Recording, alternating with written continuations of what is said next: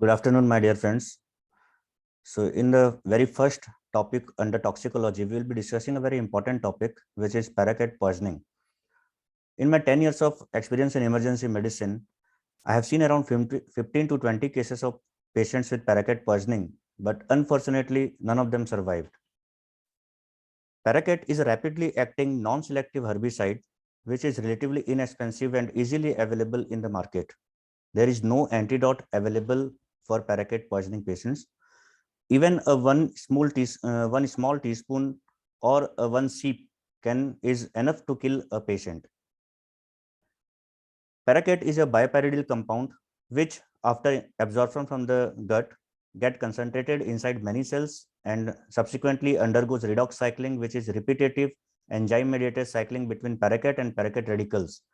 The byproduct of this redox cycling is a superoxide radical. Redox cycling also consumes NADPH, which is a cell's key antioxidant defenses.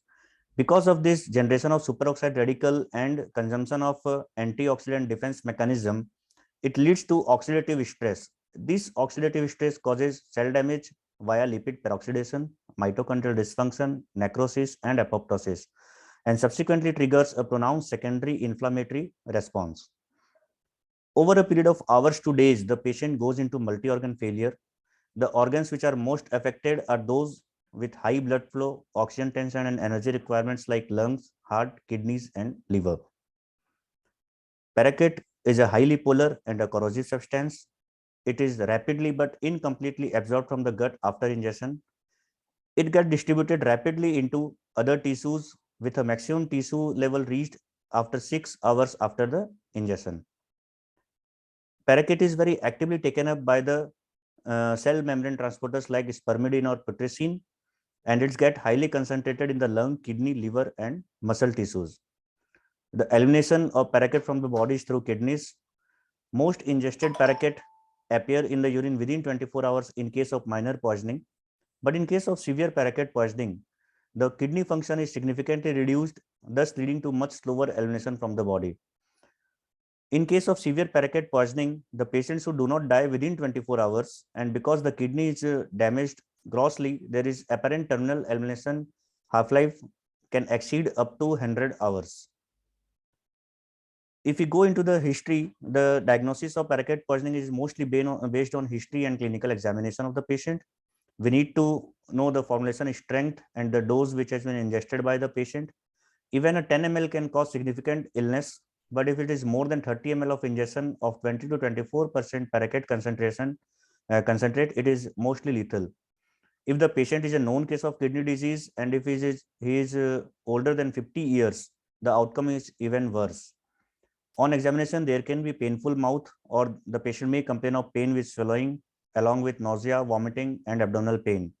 There can be a burning skin sensation, which is very typical of paraquat poisoning, mostly in cases where there is topical exposure is there. Respiratory complaints, if present, they indicate systemic poisoning, and mostly if respiratory complaints are present, the patient have fatal outcomes. If we, while examining the patient, we can see the mouth and pharynx for necrosis, inflammation, or ulceration, which develops very rapidly in case of paraquat ingestion. The patient may be severely dehydrated because of vomiting. If we look, we should look at the respiratory rate as well as saturation, and oxygen has to be given only if the saturation is below 90%, because too much of oxygen unnecessary if given can increase the toxicity of paraquat poisoning. The heart rate and blood pressure should be monitored. If the patient is having a progressive refractory hypertension, then we can expect an early death for the patient. In chest examination, the patient may be dyspneic, tachypneic, and there can be bilateral crackles because of alveolitis, or there can be subcutaneous emphysema because of mediastinitis. The extent of lung involvement also determines the outcome. If the lung involvement is too much, the patient will have a fatal outcome. Abdominal examination, the patient may have pain and the abdomen can be diffusely tender. In case of topical contact, the patient can have non-specific dermatitis, and in case of ocular exposure or ocular contact, the patient may develop corneal ulceration. Certain investigation which needs to be done are like serum electrolytes, which can be altered because of vomiting, diarrhea, The patient may be having AKI and multi-organ dysfunction. In case of renal function test, if there is a AKI, it suggests significant poisoning, and it can be because of acute tubular necrosis or volume depletion. And if AKI is present, the patient will have increased mortality.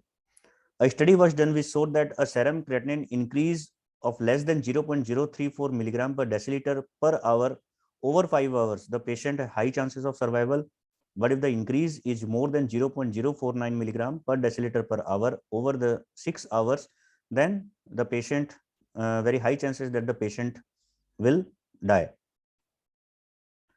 The blood gas analysis will show transient alkalemia in initial duration, followed by acidemia, which can be respiratory plus metabolic mixed picture. If there is a persistent hypoxia, again the outcome will be fatal. Arterial lactate of more than 4.4 millimole per liter, the outcome is again not good, it is worse. If we do a chest radiographs in early phase, within hours or within week, it will show bilateral infiltrates or there are signs of pneumomediastinum.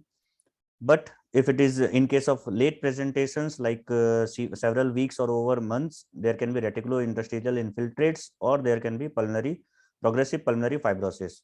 So this is a X-ray. On my left side, the X-ray, it is showing the alveolar infiltrates, whereas the right side is the CT scan, which was done after 1 year of Paraquat poisoning, which shows progressive pulmonary fibrosis in the patient lungs. There are certain specific tests which can be done to diagnose Paraquat poisoning, but this test is not very readily available in most of the labs. A urine Paraquat testing can be done within 12 hours of ingestion. If it is negative, there are 100% chances of survival. But if it is positive, then the mortality is 40%. A serum Paraquat concentration quantitative analysis can also be done, and a Proudfoot nomogram can be used to correlate the serum Paraquat concentration with the mortality chances. If the quantitative Paraquat concentration facility is not available, then a qualitative serum Paraquat testing also can be done by dithionite test. If there is an equivocal color change, the mortality is around 50%. But if there is a definitive color change, the mortality is 100%. The management depends on the amount ingested as well as the time since exposure. Initial resuscitation is standard ABCD approach as for all emergency patient, except oxygen administration, which has to be given only if the saturation is below 90%. Initially, if the patient presents early, then 2 to 3 liters of isotonic crystallets can be given to compensate for the volume loss and dehydration. Larger volumes may be needed in case of delayed presentation. If there are signs of systemic illness, then advanced treatment modalities like intubation, mechanical ventilation, hemodialysis can be used, but these are not of much value because if the patient has signs of systemic illness, mostly the patient may not survive. For gastrointestinal decontamination, we can use activated charcoal at a dose of 1 gram per kg with a maximum dose of 50 gram. Even Fuller's earth can be used at a dose of 2 gram per kg, maximum dose of 150 gram. Because of rapid absorption and high toxicity of Paraquat poisoning, GI decontamination is not very much useful with delayed presentation. A gastric lavage and a forced emesis are contraindicated as per any corrosive poisoning. In case of early presentation, an NG tube can be inserted and aspiration can be done before administration of charcoal. In case of topical exposure, it should be washed with soap and water as soon as possible and up to a duration of 15 minutes. If there is ocular exposures are there, then the eye should be rinsed for at least 30 minutes with isotonic saline, followed by consulting a ophthalmologist for corrosive exposure to the eye. There are certain specific treatments are available, but it can be of benefit only if it is initiated in the very early phase of poisoning. If it can be initiated within 4 hours of ingestion, a hemoperfusion can be of benefit if it is can be done for 4 hours.